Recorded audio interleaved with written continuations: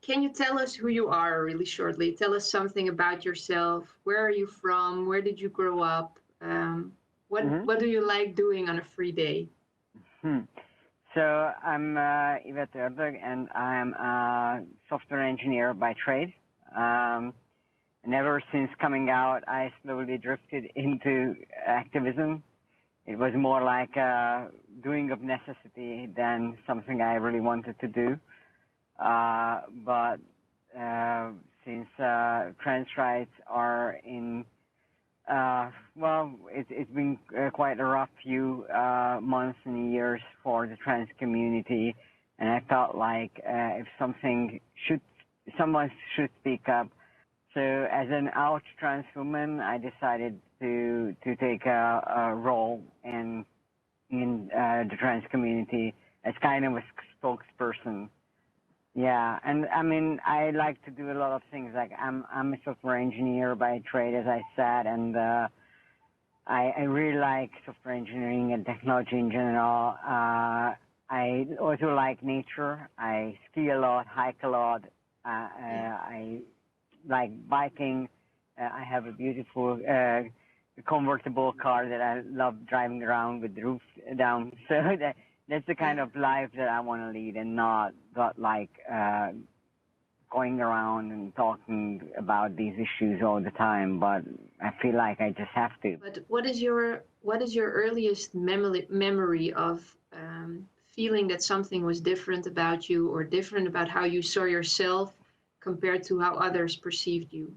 Probably the first time that when I really faced the reality of me being seen as a boy was in kindergarten. The kindergarten, I really wanted to play with the girls, but of course they didn't want me because I was a boy.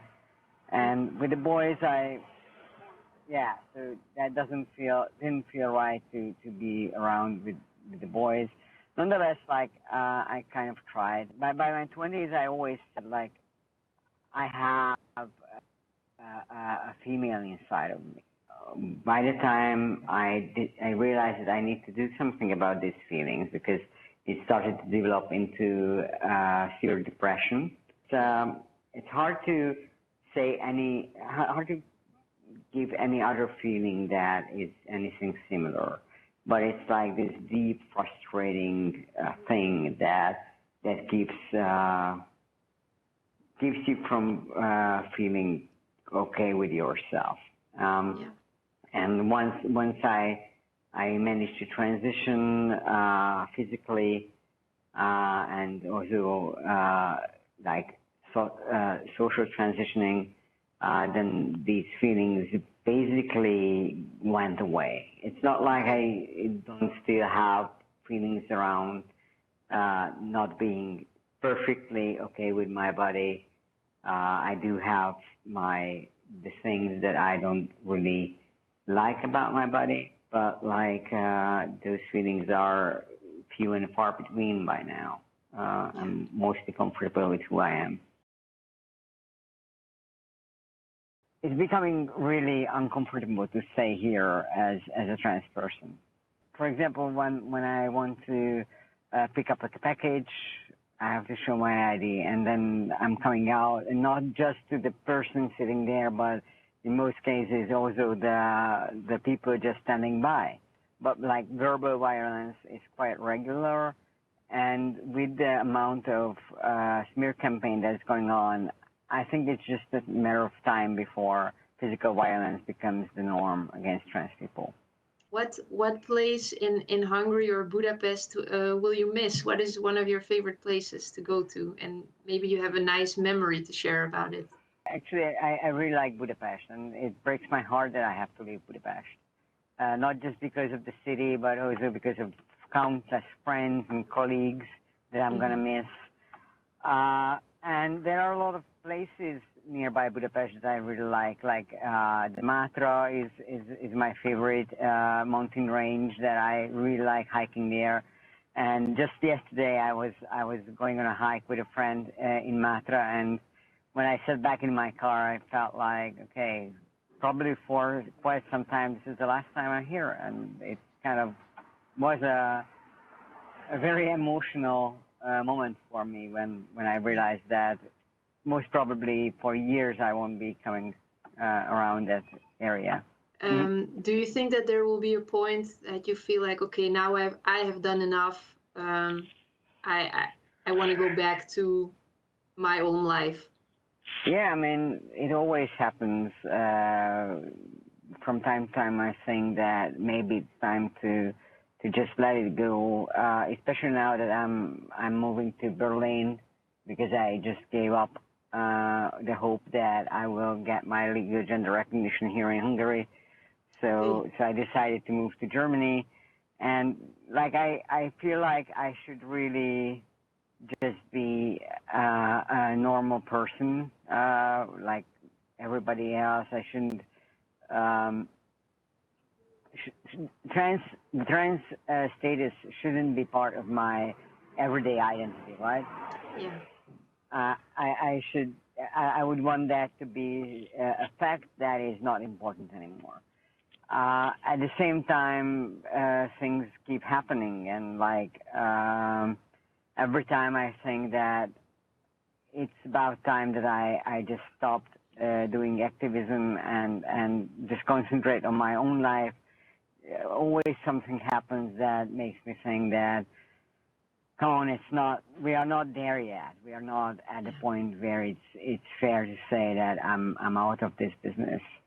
There was one thing that you could still tell people about being transgender.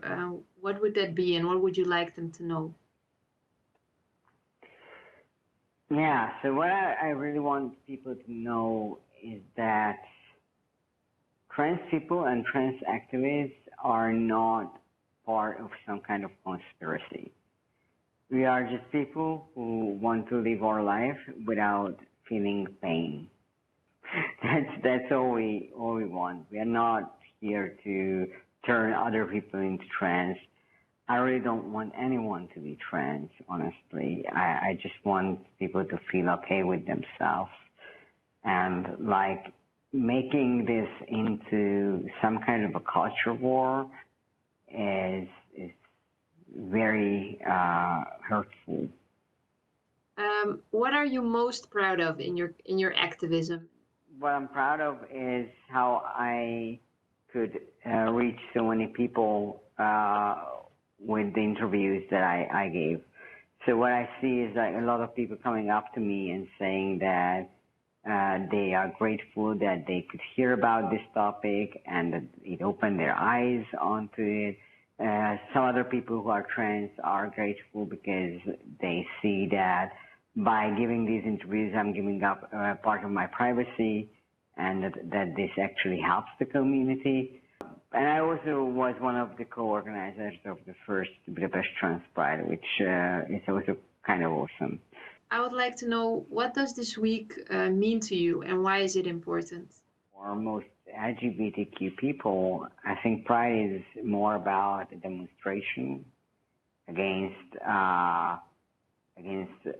inequality around LGBT issues. It's a celebration of the things that we already achieved, and it's also like a time when we can increase our visibility. We can show that gay and lesbian and trans people are just as productive in terms of, I don't know, art and science. So that's also an important aspect for me.